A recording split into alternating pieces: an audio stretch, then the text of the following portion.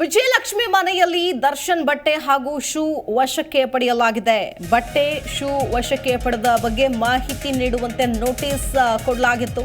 ಅನ್ನಪೂರ್ಣೇಶ್ವರಿ ನಗರ ಠಾಣೆಯಲ್ಲಿ ಹೇಳಿಕೆ ನೀಡಿದ್ದಾರೆ ವಿಜಯಲಕ್ಷ್ಮಿ. ದರ್ಶನ್ ಪತ್ನಿ ವಿಜಯಲಕ್ಷ್ಮಿ ವಿಚಾರಣೆಗೆ ಹಾಜರಾಗುವಂತೆ ನೋಟಿಸ್ ಅನ್ನ ನೀಡಿದ್ರು ಪೊಲೀಸರಿಗೆ ಮಾಹಿತಿ ನೀಡೋದಕ್ಕೆ ಅಂತ ಠಾಣೆಗೆ ಆಗಮಿಸಿದ್ದಾರೆ ವಿಜಯಲಕ್ಷ್ಮಿ. ಪೊಲೀಸ್ ಠಾಣೆಗೆ ಬಂದರು ವಿಜಯಲಕ್ಷ್ಮಿ. ಠಾಣೆಗೆ ಬಂದಂತಹ ವಿಜಯಲಕ್ಷ್ಮಿ ಅನ್ನಪೂರ್ಣೇಶ್ವರಿ ನಗರ ಠಾಣೆಗೆ KA09 ಅಂದರೆ ಈಗಾಗಲೇ ಕಾರಿಗೆ ಬಂದು ಅವರ ಸ್ಟೇಟ್ಮೆಂಟ್ ಅನ್ನು ಕೂಡ ಕೊಟ್ಟಿದ್ದಾರೆ. ನೋಡಿ, ದರ್ಶನ್ ಪತ್ನಿ ವಿಜಯಲಕ್ಷ್ಮಿ ದರ್ಶನ್ ಅವರನ್ನ ಹೊರಗಡೆ ಕರ್ಕೊಂಡು ಬರಬೇಕು ಅಂತೇಳಿ ಶತಪ್ರಯತ್ನವನ್ನು ಪಡ್ತಾ ಇದ್ದಾರೆ ಈಗಾಗಲೇ. ಸೊ ಈಗ ಅವರ ಒಂದು ದರ್ಶನ್ ಅವರ ಬಟ್ಟೆ ಶೂ ಅನ್ನು ವಶಕ್ಕೆ ಪಡೆದಿದ್ರು. ಯಾಕಂತಂದರೆ ಇದೇ ಶೂ ಕಾಲ್ನಲ್ಲಿ ರೇಣುಕಾಸ್ವಾಮಿಗೆ ಒದ್ದಿದ್ರು ದರ್ಶನ್ ಅನ್ನುವಂಥ ಮಾಹಿತಿ ಏನಿದೆ. ಸೊ ಇದಕ್ಕೆ ಪೂರಕವಾದ ಸಾಕ್ಷ್ಯಾಧಾರಗಳನ್ನು ಕಲೆ ಹಾಕೋದಕ್ಕೆ ಬಟ್ಟೆ ಮತ್ತು ಶೂ ಅನ್ನು ವಶಕ್ಕೆ ಪಡೆದಿದ್ರು. ಸೊ ಇದಕ್ಕೆ ಸ್ಟೇಟ್ಮೆಂಟ್ ಕೊಡೋದಕ್ಕೆ ಬಂದಿದ್ದಾರೆ ವಿಜಯಲಕ್ಷ್ಮಿ.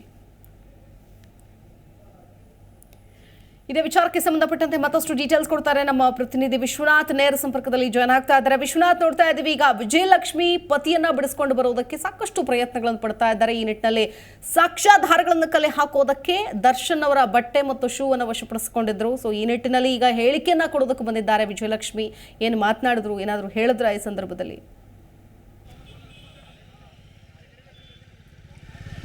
ಶಿಲ್ಪ, ಖಂಡಿತವಾಗಲು ಏನು ರೇಣುಕಾಸ್ವಾಮಿ ಕೊಲೆ ಪ್ರಕರಣದಲ್ಲಿ ಈಗಾಗಲೇ A2 ಆರೋಪಿ ಆಗಿರುವಂತಹ ದರ್ಶನ್ ಅವರನ್ನು ಎಲ್ಲ ಕಡೆಯೂ ಕೂಡ ಕರ್ಕೊಂಡು ಹೋಗಿ ಸ್ಥಳ ಹಾಜರು ಮಾಡುವಂತಹ ಕೆಲಸವನ್ನು ಕೂಡ ಅಧಿಕಾರಿಗಳು ಮಾಡ್ತಾ ಇರುವಂಥದ್ದು.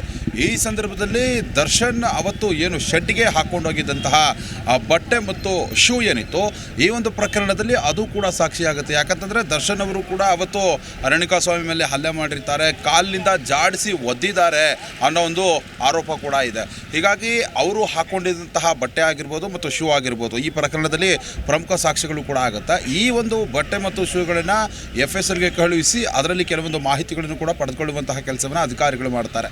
ಇದರ ಮುಂದುವರಿದ ಭಾಗವಾಗಿ ವಿಜಯಲಕ್ಷ್ಮಿ ಅವರ ಮನೆಯಲ್ಲೇ ಶೂ ಮತ್ತು ಬಟ್ಟೆಗಳನ್ನು ಕೂಡ ಪತ್ತೆ ಹಚ್ಚುವಂತಹ ನಿಟ್ಟಿನಲ್ಲೂ ಕೂಡ ಪೊಲೀಸರು ಆ ಕೆಲಸವನ್ನು ಮಾಡಿರ್ತಾರೆ. ವಿಜಯಲಕ್ಷ್ಮಿ ಅವರ ಮನೆಯಲ್ಲೇ ಶೂ ಮತ್ತು ಬಟ್ಟೆಗಳು ಕೂಡ ಸಿಕ್ಕಿರುತ್ತೆ. ಸದ್ಯಕ್ಕೆ ಏನು ಈ ಒಂದು ಪ್ರಕರಣದಲ್ಲಿ ಈಗಾಗಲೇ ವಿಜಯಲಕ್ಷ್ಮಿ ಅವರು ಕೂಡ ಇವತ್ತು ಅವರ ಮನೆಯಲ್ಲಿ ಸಿಕ್ಕಿದ್ರಿಂದ, ಶೂ ಮತ್ತು ಬಟ್ಟೆ ಸಿಕ್ಕಿದ್ರಿಂದ ಅಲ್ಲಿ ಸೀಸ್ ಮಾಡ್ಕೊಂಡು ಬಂದಿರ್ತಾರೆ ಪೊಲೀಸರು. ಆ ಬಗ್ಗೆ ಮಾಹಿತಿಯನ್ನು ಕೊಡೋದಕ್ಕೂ ಕೂಡ ಇವತ್ತು ಪೊಲೀಸ್ ಠಾಣೆಗೆ ಈಗ ವಿಜಯಲಕ್ಷ್ಮಿ ಅವರು ಕೂಡ ಬಂದಿರುವಂಥದ್ದು. ಇದರಲ್ಲಿ ಪ್ರಮುಖವಾಗಿ ವಿಜಯಲಕ್ಷ್ಮಿ ಅವರಿಗೆ ಯಾರು ಈ ಬಟ್ಟೆ ಮತ್ತು ಶೂ ಅನ್ನು ತಂದು ಕೊಡೋದು? ಯಾಕಂತಂದರೆ ಫ್ಯಾಷನ್ ಡಿಸೈನರ್ ಒಬ್ಬರು, ದರ್ಶನ್ ಅವರ ಫ್ಯಾಷನ್ ಡಿಸೈನರ್, ಅವರ ವೈಯಕ್ತಿಕವಾಗಿ ಅವರ ಬಟ್ಟೆಗಳನ್ನು ಮತ್ತು ಅವರ ಒಂದು ವಸ್ತ್ರಗಳೇನಿದೆ ಅದನ್ನು ಮೇಂಟೆನೆನ್ಸ್ ಮಾಡುವಂತಹ ವ್ಯಕ್ತಿಯೊಬ್ಬರು ವಿಜಯಲಕ್ಷ್ಮಿ ಅವರ ಮನೆಗೆ ತಂದು ಈ ಒಂದು ಬಟ್ಟೆ ಮತ್ತು ಶೂಗಳನ್ನು ಕೊಟ್ಟು ಹೋಗಿದ್ರು ಅನ್ನೋ ಮಾಹಿತಿ ಕೂಡ ಇತ್ತು. ಹೀಗಾಗಿ ವಿಜಯಲಕ್ಷ್ಮಿ ಅವರು ಕೂಡ ಈ ಒಂದು ಬಟ್ಟೆ ಮತ್ತು ಶೂ ಅನ್ನು ಪೊಲೀಸರಿಗೂ ಕೂಡ ಕೊಟ್ಟು ಕಳಿಸಿರ್ತಾರೆ. ಈ ಬಗ್ಗೆ ಹೇಳಿಕೆಯನ್ನು ಕೊಡೋದಕ್ಕೆ ಅಂತಂದರೆ ಈ ಒಂದು ಪ್ರಕರಣದಲ್ಲಿ ಇವು ಕೂಡ ಸಾಕ್ಷ್ಯಾಧಾರಗಳಾಗುತ್ತೆ. ಹೀಗಾಗಿ ಇದರ ಬಗ್ಗೆ ಹೇಳಿಕೆಯನ್ನು ಕೊಡೋದಕ್ಕೆ ಇವತ್ತು ಬೆಳಗ್ಗೆ ವಿಜಯಲಕ್ಷ್ಮಿ ಅವರಿಗೆ ನೋಟಿಸನ್ನು ಕೂಡ ಕೊಡಲಾಗಿತ್ತು. ಹೀಗಾಗಿ ಅವರು ಈಗ ಅರ್ಧ ಗಂಟೆಯ ಹಿಂದೆ ಪೊಲೀಸ್ ಠಾಣೆಗೆ ಬಂದು ತನಿಖಾಧಿಕಾರಿಗಳ ಮುಂದೆ ಹೇಳಿಕೆಯನ್ನು ಕೂಡ ದಾಖಲು ಮಾಡ್ತಾ ಇರುವಂಥದ್ದು. ಪ್ರಮುಖವಾಗಿ ಯಾರು ಈ ಬಟ್ಟೆಗಳನ್ನು ತಂದುಕೊಟ್ರು ಮತ್ತು ಎಷ್ಟು ಗಂಟೆಗೆ ಈ ಒಂದು ಬಟ್ಟೆ ಮತ್ತು ಶೂಗಳನ್ನು ತಂದುಕೊಡಲಾಯಿತು ಮತ್ತು ಇದನ್ನೇನಾದರೂ ವಾಶ್ ಮಾಡಿಟ್ಟಿದ್ರ ಅನ್ನೋ ಒಂದು ಹಿನ್ನೆಲೆಯಲ್ಲೂ ಕೂಡ ಕೆಲವೊಂದು ಪ್ರಶ್ನೆಗಳನ್ನು ಕೇಳುವಂತಹ ಕೆಲಸವನ್ನು ತನಿಖಾಧಿಕಾರಿಗಳು ಮಾಡ್ತಾರೆ. ಹೀಗಾಗಿ ವಿಜಯಲಕ್ಷ್ಮಿ ಕೂಡ ಕೆಲವೊಂದು ಮಾಹಿತಿಗಳನ್ನು ಕೊಡ್ತಾ ಇದ್ದಾರೆ. ಠಾಣೆಯಲ್ಲೇ ಒಳಗಡೆ ಇದ್ದಾರೆ.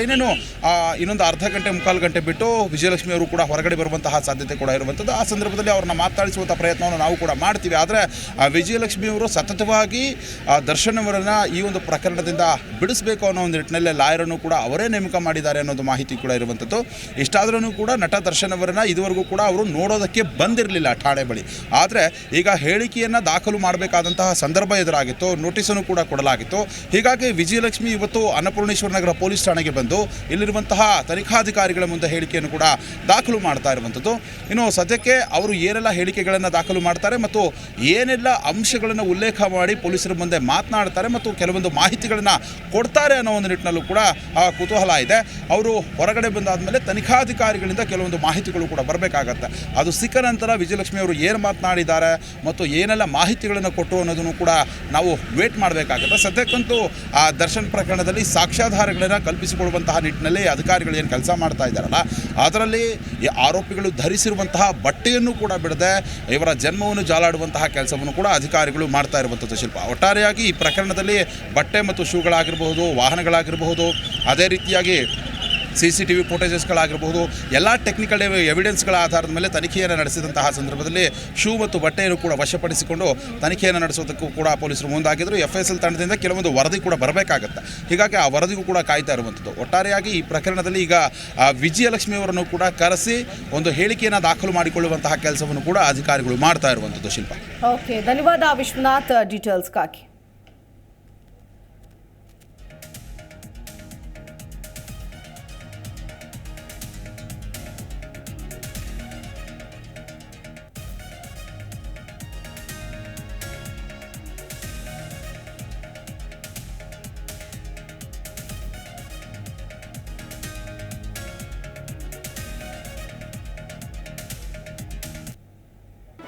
ಜಿ ಕನ್ನಡ ನ್ಯೂಸ್ ಈಗ ನಿಮ್ಮ ಮನೆಯಲ್ಲೇ ನೋಡಿ.